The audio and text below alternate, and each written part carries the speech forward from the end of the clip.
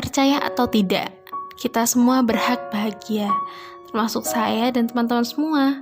Mengapa? Karena kita adalah manusia yang berharga.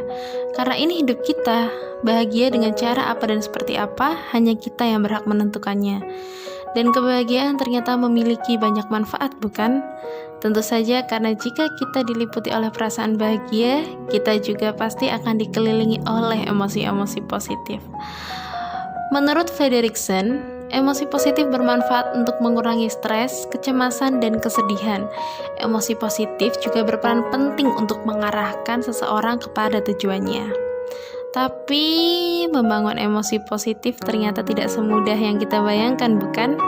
Mau diakui atau tidak, biasanya manusia seperti kita lebih dekat dengan emosi negatif.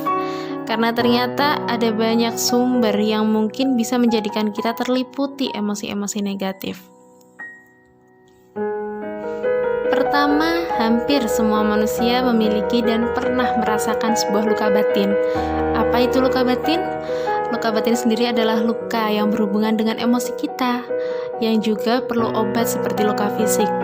Misalnya ketika kita masih kecil, kita menangis karena salah melakukan sesuatu yang diperintahkan orang dewasa, dan kita dimarahi habis-habisan karena hanya kesalahan kecil. Padahal kita sudah mengerjakan semaksimal mungkin, tapi ternyata itu salah. Memang, salah itu harus dibenarkan dan harus juga diluruskan.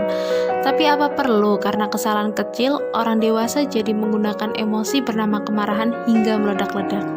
Coba bayangkan apa akibat dari kemarahan itu. Bisa jadi ketika dewasa, anak tersebut takut melakukan dan memulai sesuatu karena terlalu sering dimarahi karena melakukan kesalahan kecil.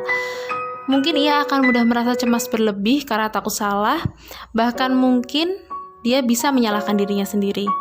Padahal sebenarnya kesalahan kecil tadi bisa dibetulkan dengan arahan dan pengertian yang mungkin lebih tegas dan bukan dengan kemarahan. Kemudian, manusia pasti pernah mengalami peristiwa-peristiwa yang tidak mengenakan. Peristiwa-peristiwa yang menggunakan emosi kuat tersebut bisa kita kenal dengan trauma. Trauma biasanya memiliki andil besar terhadap kehidupan seseorang. Mungkin pernah ada dari kita yang memiliki trauma dengan percaya pada seseorang. Karena kepercayaan kita dikhianati, mungkin kita akan diliputi rasa benci yang amat sangat pada orang tersebut. Dan yang ketiga, manusia juga sering sekali memiliki pemikiran negatif yang terus diulang-ulang. Pemikiran negatif tersebut bisa berasal banyak hal. Misalnya, ketika orang-orang selalu berkata bahwa kita gendut dan berjerawat atau bahkan bodoh, awalnya kita yang telah berusaha mencintai diri kita apa adanya, justru malah membenci diri kita dan terus mengulang-ulang kata-kata negatif tersebut. Padahal yang berhak menilai seperti apa kita adalah kita sendiri, bukan? Ingat, body shaming bukan hanya sekedar sebuah candaan. Satu atau dua kata itu bisa menyebabkan luka yang sangat menyakitkan. Kita tidak pernah tahu efek apa yang akan diberikan satu atau dua kata itu.